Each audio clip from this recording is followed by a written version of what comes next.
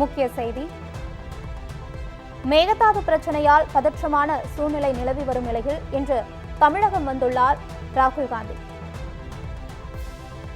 மேகதாது பிரச்சனையால் பதற்றமான சூழ்நிலை நிலவி வரும் நிலையில் மக்களவை எதிர்க்கட்சித் தலைவர் ராகுல் காந்தி தமிழகம் வருகிறார்.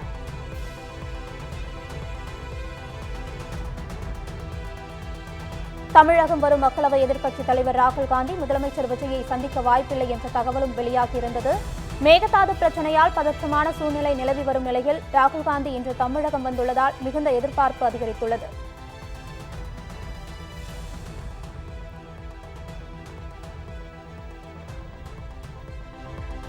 மேகதாது பிரச்சனையால் பதற்றமான சூழ்நிலை நிலவி வரும் நிலையில் இன்று மக்களவை எதிர்க்கட்சித் தலைவர் ராகுல் காந்தி தமிழகம் வருகிறார். இது குறித்த கூடுதல் தகவல்களை தருகிறார் நமது செய்தியாளர் கிருபா. கிருபா, வணக்கம். இன்றைக்கு மக்களவை எதிர்க்கட்சித் தலைவர் ராகுல் காந்தி தமிழகம் வருகிறார்.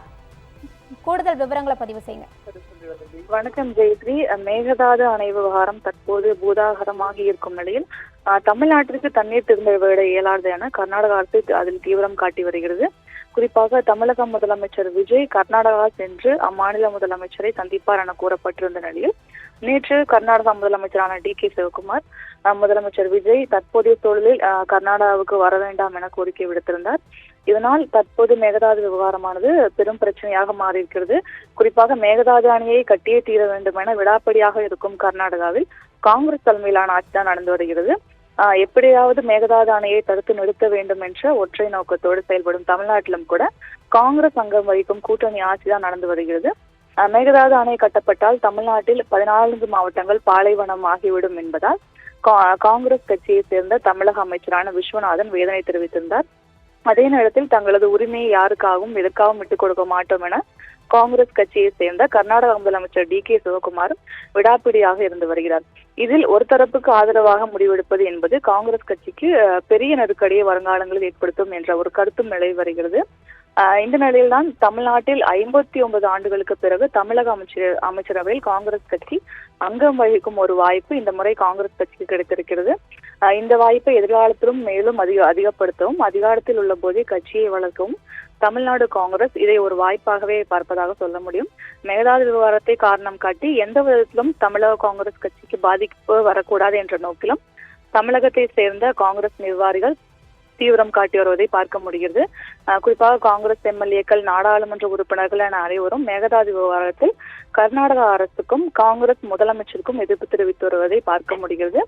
அதே போல தென் மாநிலங்களில் காங்கிரஸ் கட்சி வலுவாக இருக்கும் மாநிலங்களில் கர்நாடகா ஒரு முக்கிய இடத்தை பெற்றிருக்கிறது. குறிப்பாக நாடாளுமன்றத்தில் கர்நாடகா மாநிலத்தில் மட்டும் அக்கட்சிக்கு 16 எம்பிக்கள் இருக்கிறார்கள். மாநில சட்டப்பேரவையிலும் கூட 135 எம்எல்ஏக்கள் இருக்கிறார்கள். இது மற்ற தென் மாநிலங்களில் வேற எந்த ஒரு மாநிலத்திலும் காங்கிரஸ் கட்சிக்கு இல்லாத ஒரு செல்வாக்காக பார்க்கப்படுகிறது. இதை எந்த விதத்திலும் சேதாரமாக்க காங்கிரஸ் தலைமை முன்வராது என்பதே ஒரு உண்மையாக இருக்கிறது. இந்த ஒரு இக்கட்டான சூழலில் காங்கிரஸ் கட்சியின் மூத்த தலைவரான ராகுல் காந்தி இன்று சென்னை வருகிறார். இந்த சென்னை பயணத்தில் அவர் மேகதாது விவகாரம் தொடர்பாக தனது நிலைப்பாட்டை தெரிவிப்பாரா அல்லது எதிர்கால அரசியல் கணக்குகளை கருத்தில் கொண்டு மேகதாது விஷயத்தை கடந்து செல்வாரா என்ற ஒரு கேள்வி முன்வந்திருக்கிறது. காங்கிரஸ் தரப்பிலிருந்து அவர் தலைமைக்கு இருதரப்பிலிருந்துமே நெருக்கடி கொடுக்கப்பட்டு வருவதாக சொல்லப்படுகிறது.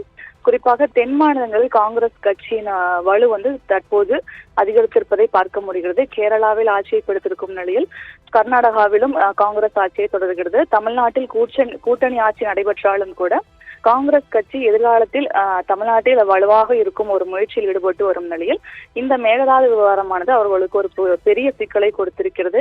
பாஜகவும் காங்கிரஸை கை காட்டும் நிலையில் ராகுல் காந்தி இதில் என்ன முடிவெடுக்க போகிறார் என்ற ஒரு கேள்வி எழுந்திருக்கிறது. ஜெயஸ்ரீ, விவரங்களுக்கு நன்றி கிருபா.